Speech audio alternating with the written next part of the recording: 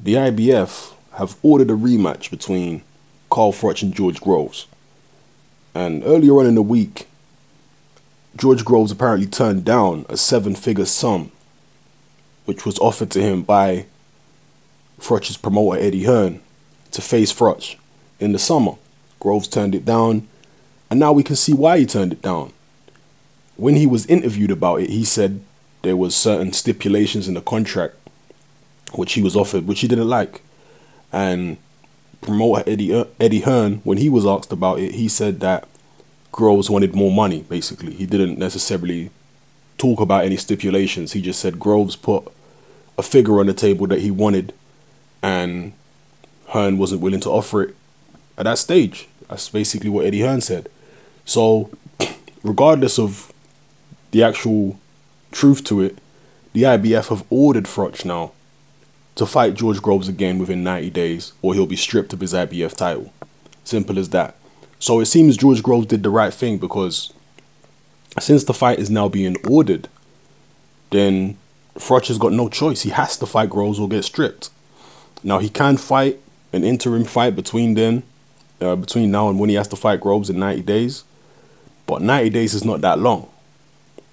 All right, so it's looking more and more likely that he's either going to have to fight or get stripped.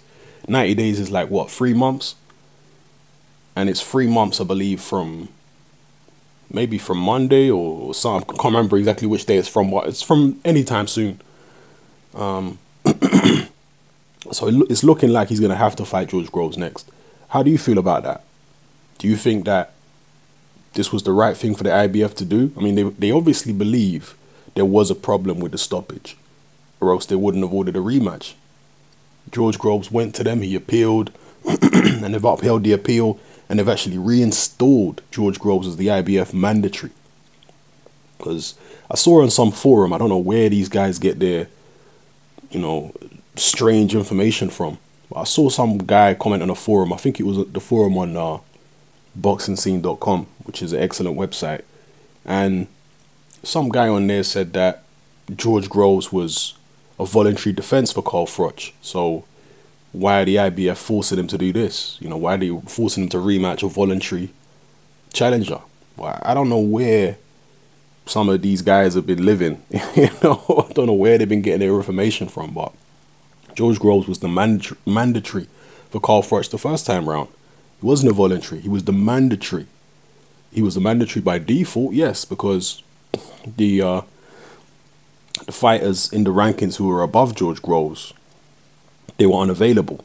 So the next available contender for a mandatory position was George Groves. So he was the mandatory the first time around. So, that's the reason why he's been, I'm guessing, has been, treated with this kind of respect by the IBF, is because he was mandatory first time around, and now he's mandatory again. It's not to say that IBF always treat their challengers, their mandatory challengers with respect. Far from it. But in this case, you've got a mandatory guy who is going to bring a lot of money to the table in terms of a rematch. So they want it, they've ordered it, and there you go. It's going to happen. Either Carl Froch vacates, or he has to fight George Groves within 90 days. And that definitely gives George Groves more leverage at the negotiating table. Maybe he will be able to get the kind of money that he wanted the first time around. And obviously, if you don't agree to face Groves, I'm not sure when the cutoff date is, but if you don't agree to face Groves, or if they can't come to a decision on the purse, it's obviously going to go to purse bids. So we'll see what happens, man. The only other options out there for Carl Froch, he's obviously interested in a fight with Julio Cesar Chavez Jr. Chavez Jr. has got a fight with Brian Vera, a rematch. So we'll see if Chavez Jr. gets through that.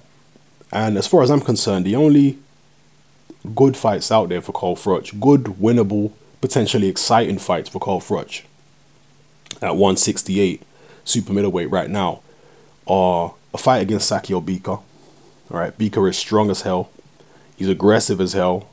He makes most top fighters look below their best. When he fought Joe Calzaghe, when he fought Andre Ward, he gave them guys a very rough night. And so the Sakio Bika there, that could be an interesting fight for Froch. And there's Anthony Durrell. And Anthony Dirrell, unlike his brother, he won't run. Right? He will actually bang it out with you, as you saw when Anthony Dirrell fought Sakio Beaker in his last fight. He will actually stand and trade with you. He's definitely more willing to engage than his brother is. Don't get it twisted. He's still a crybaby, like like Andre. You know, when he don't get things his own way, he still cries and complains after the fight. But during the fight, he will actually trade blows with you, and he goes for the KO. Unlike Andre Dirrell, who more of a slickster, a bit more negative, a bit more defensive. So yeah, those are the fights I see for Carl Froch, other than the George Groves fight. I don't see any point in him going in there with Andre Ward again. It's going to be the same result, in my opinion. So yeah, drop your comments below. Let me know how you feel about the whole situation. You looking forward to Groves, Froch too? Do you think Froch will vacate? Because it's a pretty short amount of time for him to have to fight George Groves. Can he really fit a fight in between? I don't really think so. So it's looking like he's going to have to fight Groves or vacate. Do you think he should vacate? Or do you think he should stick with his title and, you know, take on Groves again? And obviously, if he does vacate Groves, the IBF have indicated that Groves will fight someone else for the title, for the vacant title. Yeah, that's what's going to happen. So yeah, drop your comments below. Let me know how you feel. This is Hatman. I'm out.